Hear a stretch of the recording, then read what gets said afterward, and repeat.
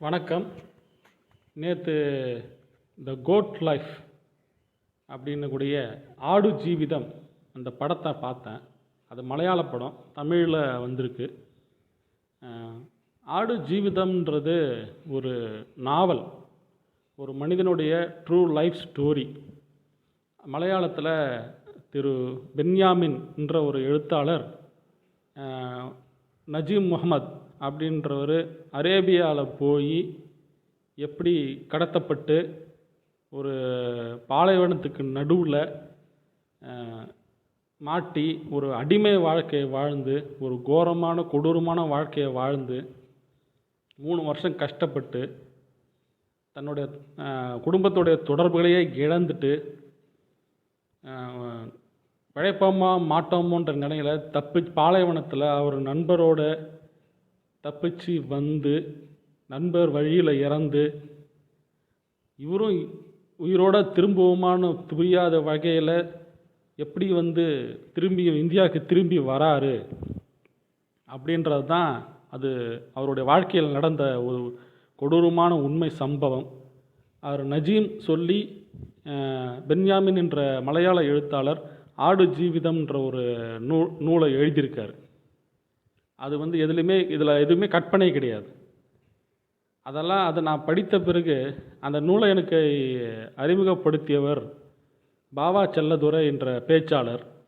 அவர் YouTube ஒரு வீடியோவை நான் பார்க்கும்போது, ஆடு ஜீவிதம் படிக்கணும்னா அவங்களுக்கு திடமான மனசு இருக்கணும், முடிஞ்சால் படித்து பாருங்கன்ற மாதிரி அவர் சொல்லியிருந்தார். நான் வாங்கி அது படித்தேன். அது உண்மையிலேயே நெஞ்சு அப்படியே பிழைஞ்சிருச்சு.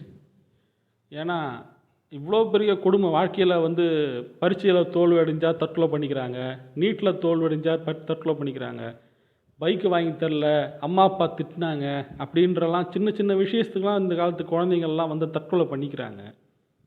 மனோதிடம் இல்லை. இந்த நாவலை அவங்களுக்கு, இது நாவல்னு சொல்லக்கூடாது, இந்த ட்ரூ ஸ்டோரியை அவங்களுக்கு படித்து காட்டணும். இந்த படத்துக்கு கூட்டுனாவது போகணும். இப்போ அது படமாக வந்திருக்கு. இந்த நாவலை படித்து காட்டணும். இல்லை இந்த படத்துக்காக அட்லீஸ்ட் அவங்கள கூட்டுன்னு போகணுன்னு தான் நான் ஆசைப்பட்றேன். ஏன்னா ஒரு மனுஷனுடைய கனவுகள் எல்லாமே மொத்தமாக சிதைஞ்சது மட்டும் இல்லாமல், அவன் உயிருக்கே ஆபத்து, அவன் வாழ்வதே சந்தேகம், வாழவே முடியாது, திரும்பி தன் குடும்பத்தை பார்க்கவே முடியாது, அப்படியே ஒரு ஒரு எங்கே இருக்கிறேனே தெரியாமல் ஒரு இடத்துல அப்படியே செத்து போயிடுவோமோ, புதஞ்சு போயிடுவோமோன்ற நிலைமையில், திரும்பி தப்பிச்சு வந்தாலும் தப்பிக்க முடியுமா, உயிரோடு வர முடியுமான்ற நிலைமையில் தன்னோட எல்லாமே இழந்த, அது உன்னோட ஆசா பாசம் சுகம் துக்கம்னு மட்டும் இல்லாமல் அடிப்படை விஷயங்கள் எல்லாத்தையுமே இழந்துட்டு ஒருத்தன் ஒரு சிறைச்சாலை கூட இந்த அளவுக்கு கொடுமை கிடையாது. சிறைச்சாலை கூட இந்த அளவுக்கு கொடுமையாக இருக்காது. அந்த மாதிரியான ஒருத்தன் இருந்து வந்திருக்கான், தப்பிச்சு வந்திருக்கான், மனோதிடத்தோடு தப்பிச்சு வந்திருக்கான்னா அது நிச்சயமாக இந்த காலத்து குழந்தைகள் எல்லாம் இதை பார்த்து பாடம் கற்றுக்க வேண்டிய ஒரு விஷயம். இந்த நூலை படிக்கணும். இந்த படத்தை முடிஞ்சால், நூலை படிக்க பொறுமை இல்லை அப்படின்னா படத்தையாவது பார்க்கணும். இப்போ நான் இந்த படத்தை பற்றி தான் நான் பேச வரேன். ஏன்னா ஏற்கனவே நான் ஆடு ஜீவிதம் படிச்சிருக்கேன், சம்மந்தமான ரிவ்யூ நான் போட்டிருக்கேன். என் மனசை மிகவும் பாதித்த ஒரு நூல்களில் ஒன்று இந்த ஆடு ஜீவிதம். சரி, இந்த நூலில் எனக்கு படித்த அந்த தாக்கம் இந்த படத்தில் இருக்கா அப்படின்னு நான் பார்க்க தான் வந்தேன். பிளஸ்ஸின்ற ஒரு இயக்குனர் இயக்கியிருக்காரு. பிருத்திவிராஜ் சுகுமாரன் அவர் இதில் நஜீம் கேரக்டர் எடுத்து நடிச்சிருக்காரு. நான் இந்த படத்தை பற்றி சுருக்கமாக சொல்லணும் அப்படின்னா, முதல்ல அந்த பிருத்திவிராஜ் சுகுமாரனுடைய நடிப்பை சொல்லணும். அவர் ஓரளவுக்கு கிட்டத்தட்ட நஜீம், நான் அந்த புக்கை படிக்கும்போது அந்த நஜீம் எந்த அளவுக்கு கொடுமைப்படுத்தப்பட்டார், எவ்வளோ அவஸ்தைப்பட்டார்ன்றதை ஓரளவுக்கு இந்த படத்தில் அவர் நம் கண் முன்னாடி கொண்டு வந்திருக்கிறாருன்னு நான் சொல்லலாம். ஏன்னா இந்த மாதிரி ஒரு நாவல்களை அப்படியே நம்ம ஒரு படமாக எடுக்கும்போது அதோட உயிரோட்டங்களை ஒன்று டைரக்டர் கொண்டுடுவார், இல்லைன்னா நடிகர்கள் கொண்டுடுவாங்க. இங்கே இந்த ரெண்டுமே நடக்கலை. பிருத்திவிராஜ் நம்ம கண்ணு முன்னாடியே அந்த நஜீமை காட்டியிருக்காரு.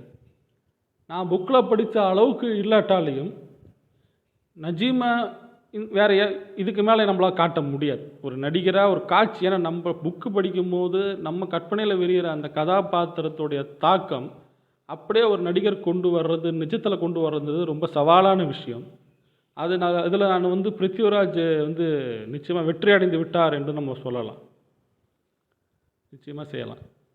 அதுவும் இல்லாமல் இந்த படம் நான் புக்கில் படித்த அளவுக்கு அந்த தாக்கத்தை எனக்கு உண்டு பண்ணலை. ஏன்னா நான் புக்கில் படிக்கும்போது அந்த நஜீம் பட்ட கொடுமைகள், அதில் அரபிகள் செய்த கொடூரங்கள், அழிச்சாட்டியங்கள், அயோக்கியத்தனங்கள்லாம் பார்க்கும்போது ரத்தம் கொதிச்சுது. நீங்கள் அந்த புக்கை படிச்சினீங்கன்னா நீங்கள் வந்து நிச்சயமாக சவுதி அரேபியாவை மேலே வெறுத்துருவீங்க. சவுதி அரேபியா மேலே உங்களுக்கு ஒரு கோபமே வரும். அது மட்டும் இல்லை, அங்கே இருக்கிற அரபிகள் மேலே ஒரு கோபமும் வெறுப்பும் உங்களுக்கு கண்டிப்பாக வரும். ஏன்னா அந்த அளவுக்கு அந்த புக்கில் வந்து அவங்களுடைய அழிச்சாட்டையும் அந்த அந்த கொடுமை வந்து அழகாக சொல்லப்பட்டிருக்கும், படம் பிடிச்சி காட்டப்பட்டிருக்கும். அதில் ஒரு அரபி மட்டும் வந்து அவர் ரோட்லேருந்து தப்பிச்சு வரும்போது ஒருத்தர் காப்பாற்றுவார். அது ஒன்றை தவிர அந்த இவருடைய முதலாளியாக இருக்கக்கூடிய அந்த அரபி பண்ணுற கொடுமைகள்லாம் வார்த்தைகள் சொல்ல முடியாத அளவுக்கு இருக்கும். நிச்சயமாக அந்த கோபம் உங்களுக்கு இன்னும் இருக்கும். ஆனால் அதோட அந்த அளவுக்கான தாக்கத்தை இந்த படம் உண்டு பண்ணலை. இந்த அரபிகள் எங்களை அரபியாக நடிக்கிறவங்க கொடுமைப்படுத்துகிறாங்க இருந்தாலும் அவங்கக்கிட்ட அந்த அந்த அந்த நான் அந்த புக்கில் சொல்லப்பட்ட அளவுக்கான அந்த கொடூரத்தன்மையை அவங்க வெளிப்படுத்தலை அப்படின்னு தான் சொல்ல முடியும். ஏதோ ஒரு வில்லன் ஏதோ ஒரு கொடுமைப்படுத்துகிறான்ன்ற மாதிரி தான் இருக்குதே தவிர, அந்த ஆக்சுவலாக அந்த புக்கோடைய தன்மை, உண்மையான அந்த அரபிகள் என்ன பண்ணாங்க, என்ன ஒரு டார்ச்சரை கொடுத்தாங்க, கொடுமையப்படுத்தினாங்கன்றத இந்த இங்கே இருக்கிற அரபி கதாபாத்திரங்கள் நடித்தவங்க அதை வெளிக்கொண்டு வரல. டைரக்டர் அதை இன்னும் மெருகேற்றிருக்கலாம் அப்படின்னு நான் ஃபீல் பண்ணுறேன். மேலும் இங்கே வந்து அரேபிய பாலைவனம் வந்து நம்ம கண்ணு முன்னாடி காட்டுறாங்க. அது என்ன கரெக்டாக நல்லா தான் இருக்குது. ஆனாலும் ஒரு சில பகுதிகளை மட்டும்தான் அது தொடர்ந்து காட்டுற மாதிரியே இருக்குது. ஆனால் அங்கே வந்து பார்த்திங்கன்னா அந்த புக்கு படிக்கும்போது உண்மையான அந்த அரபி பாலைவனம் நம்ம கண் முன்னாடி விரியும். அதோடைய கொடூரங்களும் அதோடைய கொடுமைகளும் நம்ம கண் முன்னாடி விரியும். அது மட்டும் இல்லாமல் அது வந்து அது கொடூரம் மட்டும் இல்லாமல் சில கால மாற்றங்களில் என்னென்ன நடக்குதுன்றது மிக நுணுக்கமாக எழுத்தாளர் பதிவு பண்ணியிருப்பார். அது கொஞ்சம் இதில் மிஸ்ஸிங். முக்கியமாக இந்த ஆடு ஜீவிதம்ன்ற இதில் வந்து இந்த நஜீம் ஆடுகளை பற்றியே ஒன்றுமே தெரியாத நஜீம் முறையாக ஆடுகளை வந்து மேய்க்க வரான், ஆடுகளோட பழகுறான். அப்போ எப்படி அந்த ஆடுகளுக்கும் அவனுக்கும் ஒரு பாண்டிங் உருவாகுது, ஒரு ரிலேஷன்ஷிப் உருவாகுதுன்றது மிக அற்புதமாக அந்த நூல் காட்டியிருக்கும். நமக்கு கொஞ்சம் கொஞ்சமாக வந்து ஆடு மனுஷன் அப்படின்ற எல்லையை தாண்டி, அந்த பாண்டிங்கை தாண்டி அவனுக்கு வந்து எல்லாமே அந்த ஆடுகள் தான் வந்து சொந்தம் பந்தம் எல்லாம். அவன் ஆடுகளையே மனுஷ உறவுகளாக அவன் வந்து நினைப்பான். அது அப்படி தான் வாழ்வான்.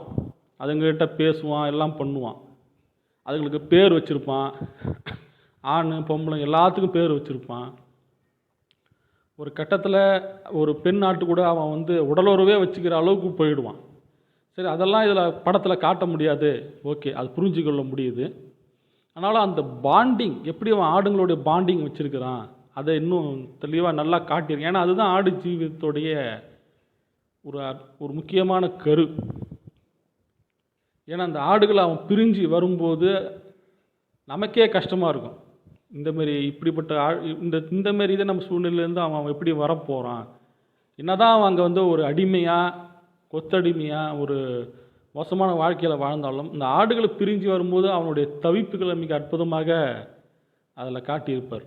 இங்கே வந்து காட்டியிருக்காங்க, அவன் பிருத்திவிராஜ் அதுலேருந்து வெளியே அந்த ஆடுகளை தாண்டி வரும்போது பிரிஞ்சு வரும்போது தவிப்பை காட்டியிருக்காங்க. ஆனால் அந்த தவிப்பு ஏன் தவிப்பு இருந்துச்சு, இவனே இங்கே கஷ்டப்பட்டு இருக்கிறான், ஆடாது இதுவாது நம்ம விட்டுட்டு வர வேண்டியது தானே அப்படின்னு தான் வந்து பார்க்குறவங்களுக்கு தோணுமே தவிர, ஏன் வந்து ஆடுகளை பிரிஞ்சு வர்றதுக்கு அவன் தவிக்கிறான்றத அதுக்கு பின்னணி அந்த படத்தில் காட்டலை. அந்த நூலில் அந்த பின்னணி இருக்குது.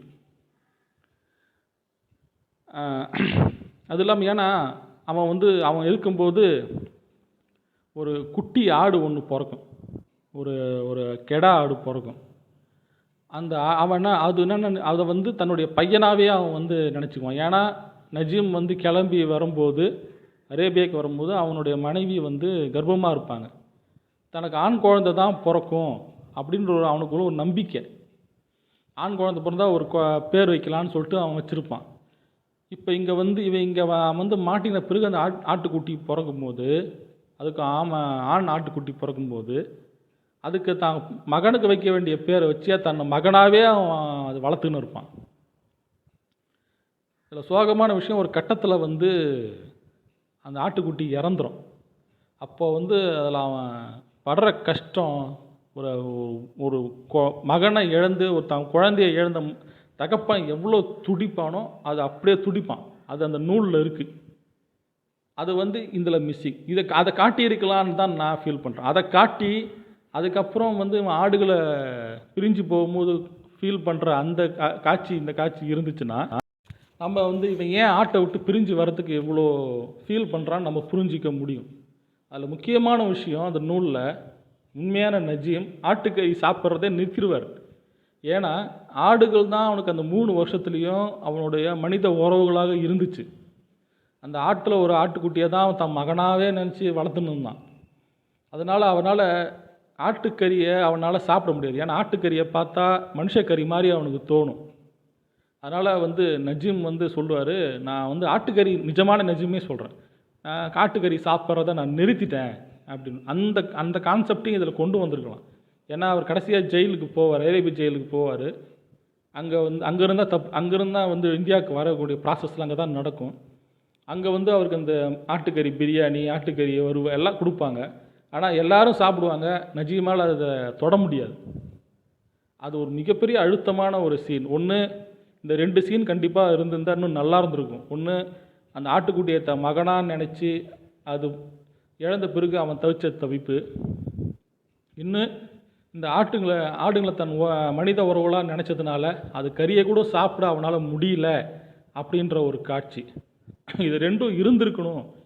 அப்படி இருந்திருந்தால் இன்னும் நல்லா அதோடைய உயிரோட்டமாக இருந்திருக்கும். இந்த படம் இன்னும் உணர்ச்சிபூர்வமாக பிரதிபலிச்சிருக்கும்னு நான் ஃபீல் பண்ணுறேன். இது 2 இதில் மிஸ் ஆகுது. இதில் முக்கியமாக டைரக்டர் வந்து போஸ்ட் பண்ணது என்னன்னா, இந்த பாலைவனத்தில் அவர் தப்பிச்சு போன அவன் கூட வந்து ஒரு சின்ன பையன், அப்புறம் ஒரு ஆப்பிரிக்கன் ஆள், 3 பேரும் தப்பிச்சு போகிறது. அந்த தப்பிச்சு போகிறதே வந்து நூலில் இன்னும் அற்புதமாக காட்டியிருப்பாங்க. அந்த தப்பிச்சு போகிறது நீங்கள் படிக்க படிக்க படிக்க உண்மையிலே இவங்கெல்லாம் பிழைப்பாங்களா மாட்டாங்களா, பாலைவனம் அவ்வளோ கொடூரமானதா அப்படின்னு நமக்கு தோணும். இதில் ஓரளவுக்கு அதை காட்டியிருப்பாங்க. ஆனால் புக்கில் படித்த இம்பேக்ட் இதில் இல்லை, அதுதான் உண்மை. பட் இதில் அந்த நடிப்பில் எல்லாருமே சிறந்து நடிச்சிருக்காங்கன்னு சொல்லலாம். பட் இவன் கூட நடித்த இன்னும் ஒரு சின்ன பையன், அப்புறம் அந்த ஆப்பிரிக்கனா வந்திருக்கு ஒரு அவரும் நல்லா சிறப்பாக நடிச்சிருக்கார். அவர் பேர் நான் சரியாக தெரியல. பட் இந்த ஆப்பிரிக்கனாக நடிச்சிக்கக்கூடிய அந்த உண்மையான ஆப்பிரிக்கன் மிக அற்புதம். இப்ராஹிம், அவன் பேர் இப்ராஹிம். அந்த கதை அந்த நூல்படி அவர் பேர் இப்ராஹிம்.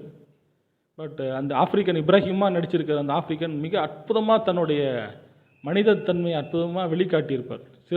அழட்டிக்காமல் மிக சிறந்த நடிப்பு. உண்மையிலேயே பிருத்திவிராஜுக்கு அப்புறம் என்னை மிகவும் கவர்ந்த ஒரு நடிப்புனா அந்த ஆப்பிரிக்கனுடைய நடிப்பு தான். இங்கே அமலாபாலை வந்து தேவையில்லாமல் நஜீமோடைய மனைவியாக போட்டுட்டாங்கன்னு தான் சொல்லுவேன். இது தவறான செலெக்ஷன் நான் சொல்லுவேன்.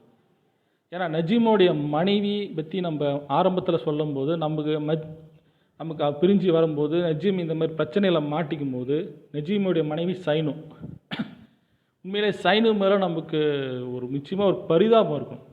ஐயோ, ஒரு பொண்ணு பாவம், புருஷனை ப்ரெக்னெண்ட்டாக இருந்தா, புருஷனை அனுப்பி வச்சா, இப்போ இப்படி மாட்டிக்கினா, இப்படி என்ன பண்ணுவா, அங்கே தனியாக என்ன பண்ணுவாளோன்ற வருத்தமும் அவன் மேலே ஒரு பரிதாபமும் ஒரு வருத்தமும் நமக்கு வரும். ஆனால் அந்த வருத்தம் வந்து நிச்சயமாக அமலாபால் மேலே வரல. அமலாபால் இங்கே ரொமான்ஸ் பண்ணுறாங்களே தவிர காதலை காட்டலை.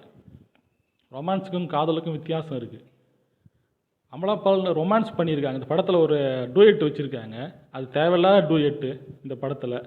எதுக்கு இதை வச்சாங்கன்னு எனக்கு தெரியல. இந்தமாதிரி படங்களில் இந்த டூயட்டை இயக்குநர்கள் தவிர்க்கணும். அன்பை டூயட் மூலமாக தான் காட்டணுன்ற அவசியம் கிடையாது. அமலா பால் ரொமான்ஸ் பண்ணியிருக்காங்களே தவிர அதில் ஒரு மனைவிக்கான அன்பை அதை காட்டலை. காட்டியிருந்தால் இன்னும் பரிதாபம் வந்து அதிகமாக வந்திருக்கும். அது ஒரு குறையாக நான் இதில் பார்க்குறேன். மேலும் இதில் ஏஆர் ரஹ்மான் இசை எனக்கு ஒன்றும் பெருசாக எடுபடலை. அப்படி அவர் இசையால் நம்ம மனசை உருக வைக்கிற மாதிரி, அந்த காட்சிகளை நம்ம மனசில் பதிய வச்சு உருக வைக்கிற மாதிரி அந்த மாதிரி இசை இல்லை. ஆக்சுவலாக இதில் இசை ஒரு பெரிய ப்ளே பண்ணியிருக்கலாம். ஏன்னா ஒவ்வொரு காட்சிகளை பார்த்து புரிஞ்சு கொள்ள முடியாதவங்களுக்கு, இல்லை முடிகிறவங்களுக்கும் கூட இசை மூலமாக அது கலந்து மிக்ஸ் பண்ணி பஞ்சாமிர்தமாக வரும்பொழுது எப்படி இனிப்பாக இருக்குதோ, முக்கியமாக இளையராஜா இந்த விஷயத்தில் பெரிய லெவலில் ப்ளே பண்ணுவார். அவர் இசையும் அந்த காட்சிகளும் சேர்ந்து வரும்போது அந்த காட்சிகளுடைய தன்மை இன்னும் அதிகமாகவே நமக்கு மிரிய தாக்கத்தை உண்டு பண்ணும். அந்த தாக்கத்தை இங்கே ஏஆர் ரஹ்மானால் கொடுக்க முடியலைன்றது தான் ஒரு குறை. மொத்தத்தை பார்த்திங்கன்னா, நம்ம அந்த நாவல், அந்த ஆடு ஜீவிதம்ன்ற நாவலை படிச்சுட்டு அதில் வர தாக்கத்தை நீங்கள் இந்த படத்தில் எதிர்பார்த்தீங்கன்னா அதில் ஒரு 2% இருக்கலாம். அவ்வளோதான் சொல்ல முடியும். அந்த நாவல் கொடுத்த அந்த தாக்கம், அந்த அதிர்ச்சி, அது எதுவுமே இந்த படத்தில் இல்லை. ஒரு 2% தாக்கம் இருக்கும். நேராக நாவலை படிக்காமல் டைரெக்டாக இந்த படத்தை பார்த்தவங்களுக்கு இது மேபி பெரிய விஷயமாக இருக்கலாம். பட் அந்த நாவலை நல்லா படிச்சுட்டு, அது தமிழாக்கமோ மலையாளாக்கமோ படிச்சுட்டு இந்த படத்தை பார்க்குறவங்களுக்கு இது பெரிய தாக்கத்தை உண்டு பண்ணாது. என்னடா இவ்வளோ சிம்பிளாக முடிச்சிட்டானுங்க, இன்னும் அந்த நாவலுக்கான அது கொடுத்த தாக்கமும் இம்பேக்டும் இன்னும் அதில் வரலையே, அப்படி தான் தோணும். பட் நடிகர்களுடைய உழைப்பு சாதாரண உழைப்பு இல்லை. சினிமாட்டோகிராஃபி நல்லா இருக்குது, கிராஃபிக்ஸு அனிமேஷன் பண்ணியிருப்பாங்கன்னு நினைக்கிறேன், ஸ்பெஷல் எஃபெக்ட் அதுவும் நல்லா இருக்குது. இன்னும் அந்த நாவலுக்கான அந்த இம்பேக்டை இன்னும் அதிகமாக கொண்டு வந்திருக்கலான்னு என்னுடைய ஃபீலிங். இதான் இந்த படத்தோட எனக்கு ரிவ்யூ. நன்றி, வணக்கம்.